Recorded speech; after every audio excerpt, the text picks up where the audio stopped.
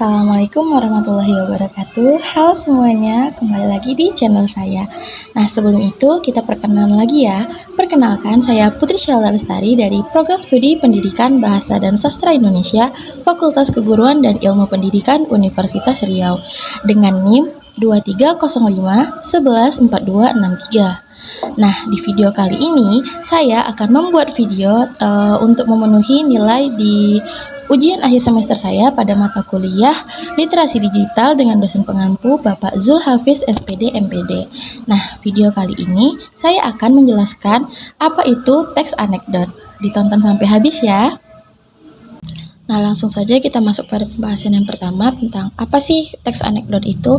Teks anekdot menurut Kamus Besar Bahasa Indonesia ataupun KBBI merupakan teks yang memiliki cerita singkat yang menarik karena bersifat lucu dan juga menghibur. Di mana teks anekdot ini umumnya menceritakan tentang seorang yang penting atau seorang yang terkenal, di mana ceritanya diangkat dari kejadian yang sebenar-sebenarnya.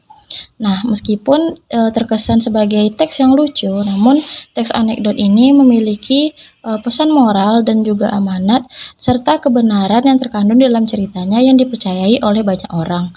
Sehingga karena hal itu teks ini memiliki tujuan untuk menghibur sehingga bisa membuat para pembacanya tertawa dan juga bahagia, walaupun makna sebenarnya dari teks ini adalah membawa pada sebuah kritikan.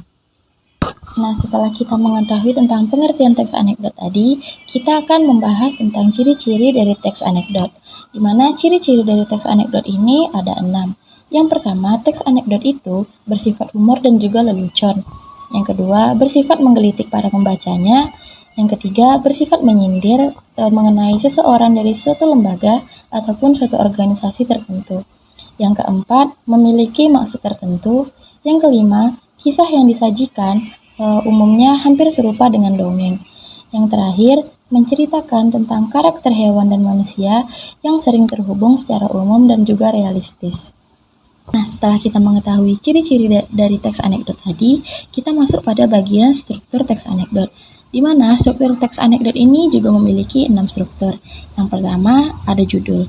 Judul merupakan awalan utama dalam teks anekdot yang ditulis secara singkat, padat, dan juga jelas yang langsung ditujukan pada rujukan hal ataupun objek yang akan dianekdotkan. Yang kedua ada abstrak. Abstrak merupakan gambaran dari isi cerita secara singkat. Yang ketiga ada orientasi. Orientasi merupakan awalan cerita ataupun latar belakang suatu peristiwa. Lalu yang keempat ada krisis. Krisis ataupun komplikasi merupakan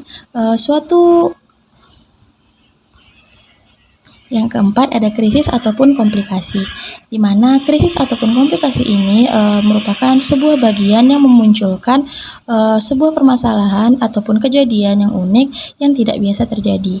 Yang kelima merupakan reaksi. Reaksi merupakan penggambaran dari tokoh yang diceritakan, di mana reaksi ini menggambarkan bagaimana cara tokoh tersebut menyelesaikan masalahnya. Dan yang terakhir ada koda.